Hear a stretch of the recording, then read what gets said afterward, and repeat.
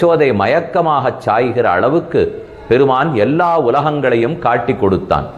அப்ப அவனே பரம்பொருள், உலகமத்தனையும் அவன், வேற எதையும் தேடி போக வேண்டாம்ங்கிறத உணர்கிறோம். அடுத்து எம்பெருமான் தளர்நடை இட்டான், தவழ்ந்தான். தாய்முலைப்பாலில் அமுதிருக்க தவழ்ந்து தளர்நடை இட்டு சென்று என்ன ஆழ்வார் சாதிக்கிறார். தொடர் சங்கிலிகை சலார் பிலாவென்ன என்கிற பாசுரத்தின்படியும், தன்முகத்து சுட்டி தூங்க தூங்க தவழ்ந்து போய்கிற பாசுரத்தின்படியும், தன்னுடைய இடது முழந்தாளையும் வலது முழங்காலையும் தூக்கி தூக்கி வைத்து கண்ணன் தவழ்ந்து ஓடோடி வந்து யசோதை பிராட்டி அணைத்து கொள்ளுகிறான். அதை சேவித்தோம்.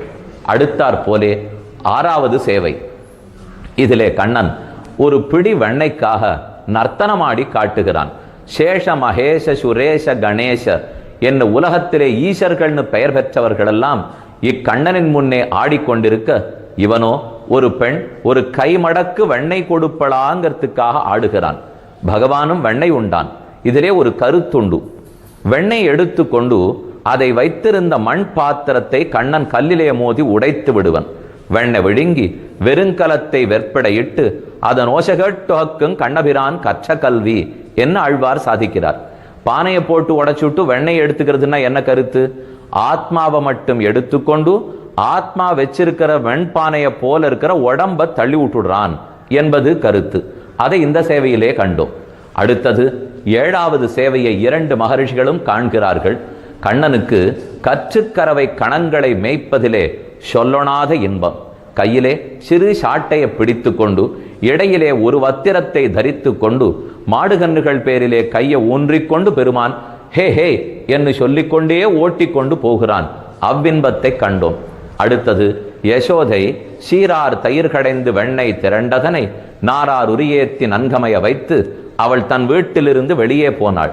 அவள் எப்போது போவள்னு காத்திருந்து அவள் பின்னாலேயே பாத்திரத்திலே இருந்த வெண்ணையத்தனையும் திருடி திருடி உண்கிறான். அதே போல நம்மிடத்தில் பக்தி ஏற்படுகிறது. எப்படி ஏற்பட்டதுன்னு தெரியுமா? திருட்டுக்கண்ணன் திருட்டுத்தனமாக பக்தியை புகுத்தினான். இங்க வெண்ணையை யாரும் தெரியாத வண்ணம் எடுப்பதை காண்கிறோம்.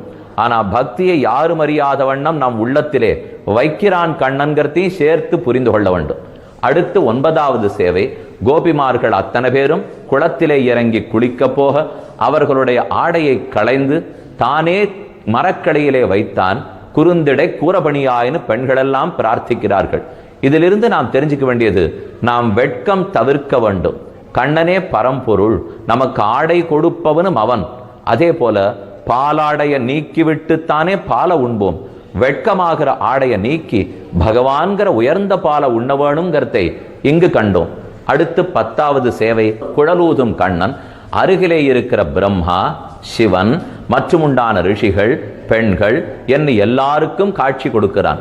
கிருஷ்ணாவதாரத்துக்கே உண்டான ஏற்றம் கிமபி தத் பிரம்ம கிஷோர பாவ திருஷ்யம் என்று வேதாந்த தேசிகன் சாதிக்கிறார். பரபிரம்மத்தைத்தானே சிவனும் பெரமனும் வணங்குவர்கள், எடப்பிள்ளையா வணங்குவர்கள். அந்த பரபிரம்மே இடையனாக மாடுமைத்தான் குழலூதினான்கிறதை இங்கு தெரிந்து கொண்டோம். அடுத்து 11வது சேவை. கண்ணன் வெண்ண திருடினதை யசோதை கண்டாள். எல்லாரும் புகார் பண்ணினார்கள். புகாருக்கு நடவடிக்கை எடுப்பதற்காக உரலோடு சேர்த்து வைத்து கட்டினாள். இங்கு ஆரார் புகுதுவார் ஐயர் இவரல்லால் நீராம் இது செய்தீர் என்னோர் நெடுங்கையித்தால் ஊரார்கள் எல்லாரும் காண உரலோடே சீரா வெகுளிகளாய் திக்கனவார் தடிப்ப என்ன ஆழ்வார் சாதித்தார். அடுத்தது 12வது சேவை. பிரம்மாவுக்கும் இந்திரனுக்கும் குபேரனுக்கும் மட்டுமா வேணுகானத்தின் சேவை? யானை கொண்டு, பறவை கொண்டு, புலி கொண்டு, சிங்கத்து கொண்டு, மாட்டு கொண்டு. அடுத்தது 13வது சேவை. எல்லா குழந்தைகளோடும் மாடுகளோடும் பசுமாடு மேய்ப்பதற்காக சென்ற கண்ணன் அங்கு போய் கையிலே பிசைந்திருக்கிற மசுரண கபளமாய் வெண்ணையே பெய்திருக்கிற அழகான தத்யோனத்தை எல்லாருக்கும் பிரித்து கொடுத்து காட்டுக்கு நடுவிலே இவன் நிற்க அதை சுத்தி தாமரை இதழ்களை போல 1000 குழந்தைகள் நிற்பறலாம். ஒரு தாமரை இதழ்கள் பலது இருக்கும். நடுவுல கர்ணிக்கை இருக்கும் இல்லையோ, தாமரை மகரந்தத்தோட, அதை போல கண்ணன் நடுவில் இருக்கிறார்.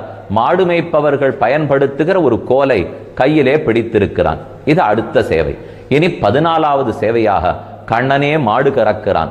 கண்ணனுக்கு எதுவுமே பச்சையா இருக்கணும். அதை மாத்தினாலோ அடுப்புல ஏத்தினாலோ சமையல் பண்ணாலோ பிடிக்காது. பாலை வேணும்னா நேர கறக்கணும், பச்சை பாலை சாப்பிட்டு போடணும். இதை எதற்கு காய்ச்ச வேணும்னு நினைக்கிறான்.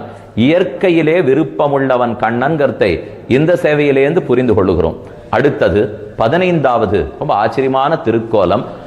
எம்பெருமான் வத்ச கபித்தாசுரர்களை முடிக்கிறான்.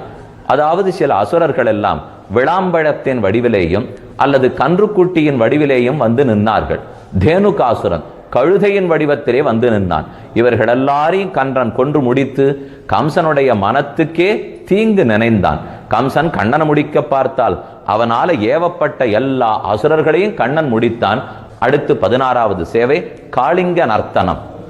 காளிங்கனை யமுனையின் மடுக்கரையிலிருந்து ஓட்டி ஊரை காப்பாற்ற வேணுங்கிறதுக்காக அதனுடைய தலைமேல ஏறி நின்று கண்ணன் நர்த்தனம் பண்ணுகிறான்.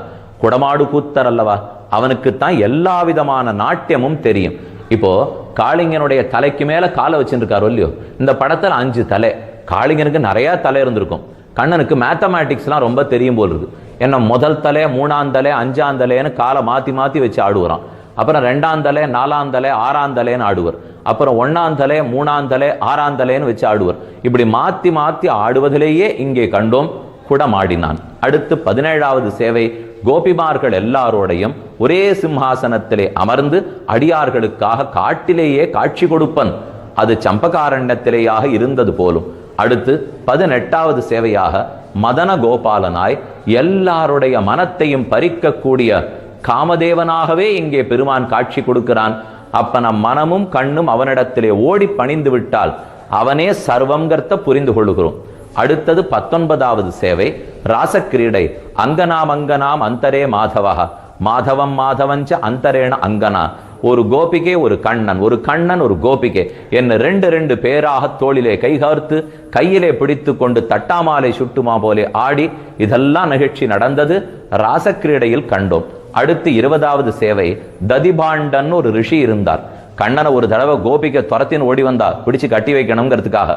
இவர் வந்து பானையை வச்சுட்டு மோரு தயிர் எல்லாம் வித்துன்னு இருந்தார். அந்த பானை காலியா இருந்தது. கண்ணன் பேர்ல அந்த பானையை கவுத்து அந்த பெண்ணு தேடின்னு வரச்சே இங்க கண்ணனே இல்லே கவலைப்படாதேன்னு சொல்லி கண்ணனை காப்பாத்தி கொடுத்தார். சரி என்ன வெளியில விட்டுவிடு, பெண்ணு தான் போயாச்சே, நான் வெளியில வரணும்னு கண்ணன் கேட்டார். உன்னை ரிலீஸ் பண்ணணும்னா நீ நிறைய திருக்கோலத்தோட எனக்கு சேவை சாதிக்கணும், அப்பதான் விடுவேன்னார் ததிபாண்டர். அவனுக்காக தசாவதாரமாக சேவை கொடுத்தான் எம்பெருமான். யாருக்கும் எதையும் கொடுக்கக்கூடிய வல்லன்மை படைத்தவன். அடுத்தது 21வது சேவை கண்ணன் கோபிமார்களுக்கு தன் கையில் இருந்த லட்டா இருக்கட்டும், அதிர்சமாகட்டும், எள்ளுருண்டையாகட்டும், சீடையாகட்டும், தத்யோனமா இருக்கட்டும், சக்கர பொங்கலாட்டம், இதெல்லாத்தையும் இன்னொருத்தரோட கொடுத்து கொடுத்து உண்கிறானோ இல்லையோ, நமக்கும் நம் வாழ்க்கைக்கு தேவையான உணவையும்